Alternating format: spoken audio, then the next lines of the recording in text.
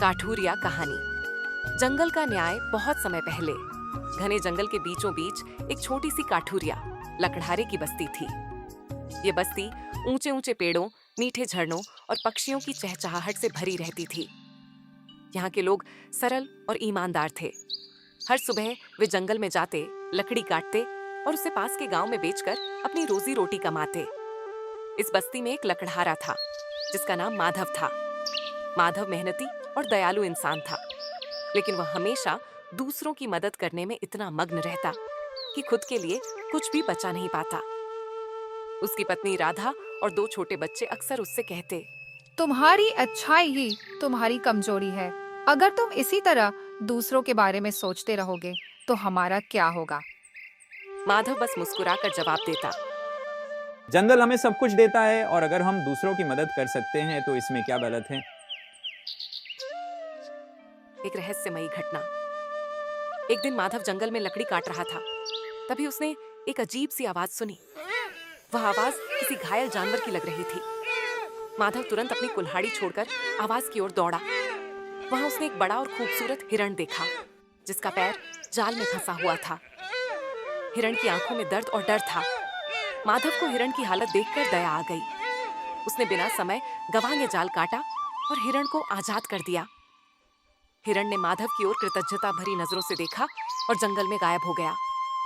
माधव ने सोचा कि यह सिर्फ एक छोटी सी मदद थी और वह अपने काम में लग गया। जंगल का राजा अगले दिन माधव जंगल में लकड़ी काटने गया तो उसे लगा कि पेड़ों के पीछे कोई उसे देख रहा है। पहले तो उसने सोचा कि यह उसका वहम है, लेकिन जब उसने ध्यान से देखा तो वही हिरण उसके सामने आ खड़ा हुआ। हिरण ने कहा, माधव, मैं जंगल का राजा हूँ। तुमने मेरी जान बचाई है। मैं तुम्हें इसके बदले कुछ देना चाहता हूँ। माधव ने हैरानी से पूछा, तुम बोल कैसे सकते हो। हिरण मुस्कुराया और कहा, जंगल रहस्यों से भरा है। तुमने निस्वार्थ भाव से मेरी मदद की, इसलिए मैं तुम्हें आशीर्वाद देना चाहता हूँ। तुम्हारी कुल्हाड़ी अब जादुई हो जाएगी। जहाँ भी तुम इसे चलाओगे वहाँ सोने की लकड़ी निकलेगी। लेकिन ध्यान रखना, इस जादू का उपयोग केवल अच्छाई के लिए करना। माधव ने धन्यवाद कहा और अपनी कुल्हाड़ी लेकर घर लौट आया। जादू की शुरुआत अगले दिन। जब माधव ने अपनी कुल्हाड़ी से एक पेड़ काटा तो लकड़ी सोने में बदल गई। माधव हैरान रह गया, लेकिन उसे हिरण की बात याद आई। उसने सोने की लकड़ियां गांव में बेची और अपनी पत्नी और बच्चों के लिए अच्छे कपड़े और खाना खरीदा। अब उनका जीवन सुखमय हो गया था। लेकिन माधव ने अपने आशीर्वाद को केवल अपने लिए नहीं रखा। उसने बस्ती के गरीबों की मदद करना शुरू कर दिया। वह हर किसी की जरूरतें पूरी करता और हर किसी का दिल जीत लेता। लालच का दानव माधव की खुशहाल जिंदगी देखकर उसके पड़ोसी रघु को जलन होने लगी। रघु आलसी और स्वार्थी आदमी था। वह सोचने लगा कि माधव इतनी जल्दी इतना अमीर कैसे हो गया। एक दिन उसने माधव के घर में झांक कर देखा और उसकी जादुई कुल्हाड़ी का राज जान लिया। रघु ने चालाकी से माधव से दोस्ती कर ली और एक दिन उससे कुल्हाड़ी उधार मांगी।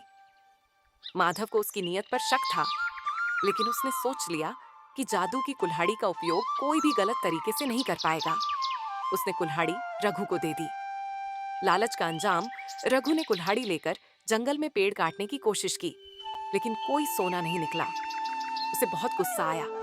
उसने और ताकत लगाई, लेकिन कुछ नहीं हुआ। तभी हिरण प्रकट हुआ और गुस्से में बोला, रघु, यह कुल्हाड़ी अच्छाई के लिए है, लालच के लिए नहीं। अब तुम इस जंगल में लकड़ी काटने का अधिकार खो चुके हो। हिरण ने रघु को जंगल से बाहर निकाल दिया। रघु की चालाकी और लालच का अंत हो गया। न्याय की जीत। माधव ने अपनी कुल्हाड़ी वापस पा ली और उसे हमेशा सही कामों में इस्तेमाल किया। उसकी बस्ती अब खुशहाल और संपन्न थी। हिरण ने माधव से कहा, तुम्हारा सच्चा दिल और मेहनत ही तुम्हारी असली ताकत है। हमेशा इसे बनाए रखना। इस तरह माधव ने यह साबित कर दिया कि अच्छाई और मेहनत से ही सच्ची खुशी और सफलता मिलती है। कहानी का संदेश। इस कहानी से हमें यह सीख मिलती है कि सच्चाई, अच्छाई और निस्वार्थ भाव से किया गया कार्य हमेशा फलदायक होता है, जबकि लालच और स्वार्थ केवल नुकसान पहुंचाते हैं।